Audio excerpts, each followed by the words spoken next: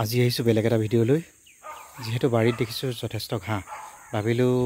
ঘাঁহ কটাতকৈ দৰৱ এটাকে আজি ইউজ কৰোঁ ঘাঁহৰ দৰৱ এটা কিনি আনিছোঁ আপোনালোকক দেখাম সেই বুলি ভাবি ঘাঁহৰ দৰৱ এটা লৈ আহিলোঁ আৰু এইটো গ্ৰাছ আউট যেহেতু ইয়াৰ দাম 260 টকা ইয়াক ইউজ কৰা হয় আপোনাৰ 1 লিটাৰ পানীত 10 ml কাৰণে মই দৰৱৰ মুখনিখনকে লৈ ললোঁ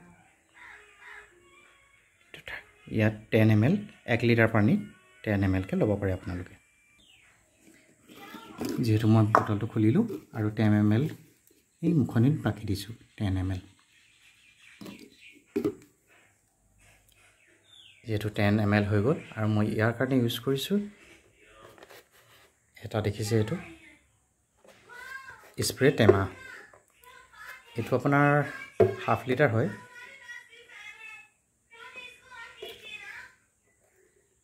ইয়াত 10 ml ইউজ কৰিছোঁ 1 লিটাৰ হিচাপমতে 1 ml 10 ml ইউজ কৰিব পাৰে 5 ml দিলে হয় যেহেতু তাত ফুল কৰি পানী অলপ দি দিছোঁ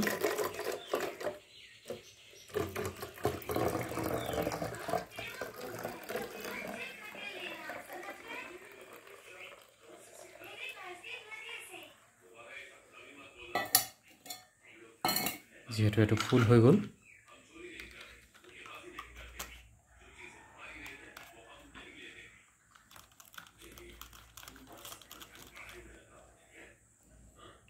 আৰু মই ইয়াৰ ঢাকনি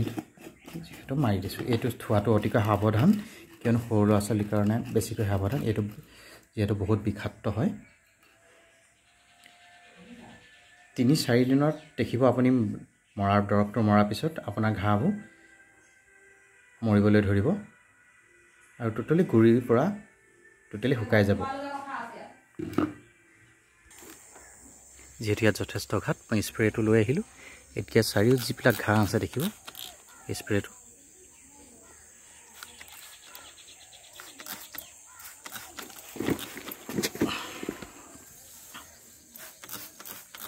এতিয়া ঘাঁহবোৰত তেনেকৈ মৰা হৈছে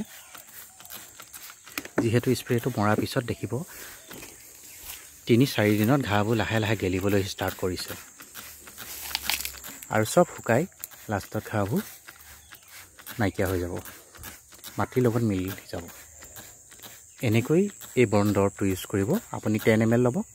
1 লিটাৰ পানীত যেহেতু ডাঙৰ স্প্ৰে হ'লে বেছি ভাল যেহেতু মোৰ ওচৰত ডাঙৰ স্প্ৰে নাই সেইকাৰণে এনেকুৱা সৰু বটল এটাতে ইউজ কৰিছোঁ ঘৰত